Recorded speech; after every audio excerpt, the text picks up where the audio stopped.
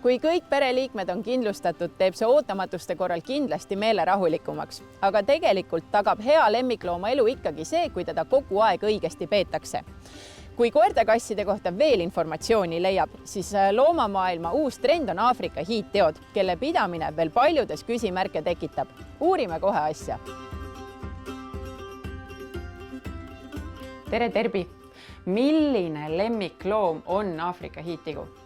Aafrika hiidtigu on väga hea lemmikloom inimesele, kes ei saa väga palju aega loomadele pühendada, sest teod ei vaja 3 korda päevas väljas käimist. Nad ei vaja seda, et sa nendega iga päev tegeled.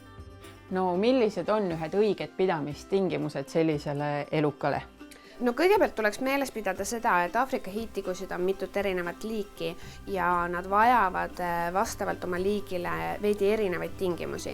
Aga kõige elementaarsemad asjad, mida on vaja, on mul siin enam-vähem ära toodud. Kui me räägime kõigepealt pesast, siis saab pidada mitmes erinevas variandis. Saab pidada jüskikastis, aga sellisel juhul peavad kindlasti olema tehtud külgedele õhuaugud ja kaane peale õhuaugud.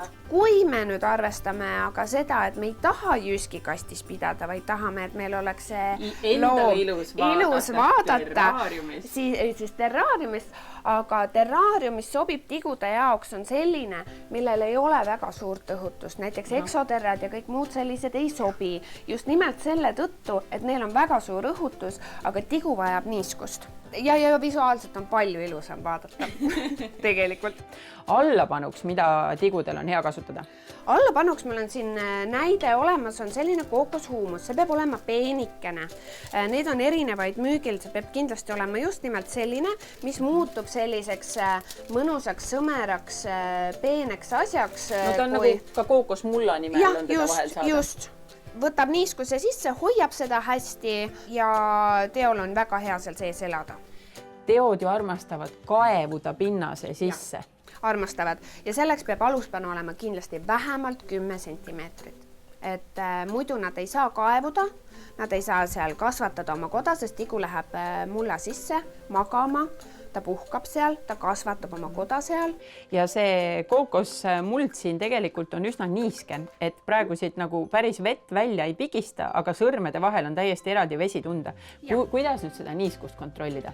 Niiskuse kontrollimiseks on olemas andurid. Minul on selline, mis näitab nii temperatuuri kui ka niiskust ja teine osa käib pesasse aluspanu lähedale. Ja siis me selle järgi saamegi teada, mis meil on temperatuur pesas, mis meil on niiskuse protsent pesas ja vastavalt siis liigile on siis vaja, kas ta oleks niiskem või natukene vähem niiske. Kuidas nüüd selle niiskuse hoidmisega on terras? Kuidas sa seda teed? Niiskuse hoidmiseks on kindlasti üks asi, mis peab olema igal teopidajal, on korralik spreipudel. Minul on neid igasuguseid, täna on mul siin selline. Teod vajavad niiskust ja kui meil läheb see pesa kuivaks, siis seda tuleb niisutada. Kui me kasutame soojamatti, siis soojamatti koha peale võib lausa natukene valada vett. No sinu käes on üks üsna haruldane tigu, et neid Eestis väga paljudel tegelikult ei ole. Kui palju nüüd oovum tahab saada niiskust? Oovumile meeldib soe ja oovumile meeldib niiske. Tema tahab saada 80–90% niiskust ja temperatuuris peaks ka olema kuskil seal 27 kraadi täitsa. Tema on nüüd selline tigu, kelle puhul kindlasti peab olema ka soojamatt.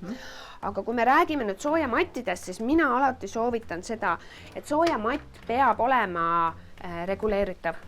Sellepärast, et kui me ostame soojamatti, mis ei ole reguleeritav, siis me võime oma teod lihtsalt ära kärsatada.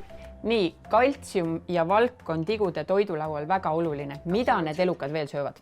Loomulikult söövad nad kõik igasugust värsket kraami. Ainus, mida ei tohi neile anda põhimõtteliselt on tsitruselised. Aga lisaks värskele kraamile antakse neile ka valkusid ja kaltsiumi. Siin on mul näiteks kuivatatud krevetid pisikesed ja need on väga head valguallikad, loomsed valguallikad tigude jaoks. Selle koja kasvatamiseks tegelikult kulub väga palju kaltsiumit ja valku. Kas sa oskad öelda, kui suur protsent tema menüüst peaks valk olema?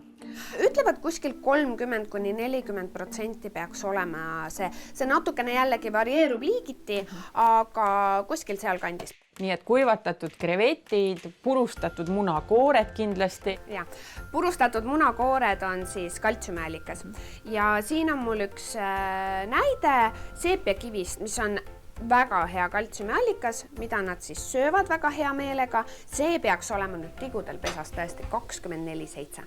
Tigudel on üks väga põnev omadus, ole hea, räägi sellest ka.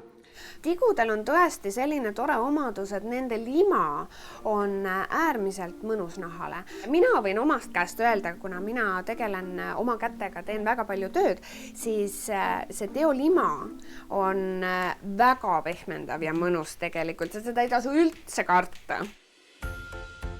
Kui nüüd on soovi saada rohkem infot nende kohta, siis Facebookis on täiesti olemas Aafrika hiidtigude grupp, kus me anname nõu veel paari inimesega, kuidas neid täpsemalt pidada, millist liiki täpselt kuidas pidada, mida neile rohkem süüa anda, milliseid tingimusi luua nendele koduks ja igasugune kõik muu lisainformatsioon on täiesti seal saadaval.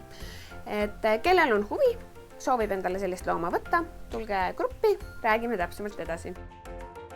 Loomasaate uus vanasõna. Kui sa oma tigusid hästi pead, ootavad sind ees õnne täis suured teod.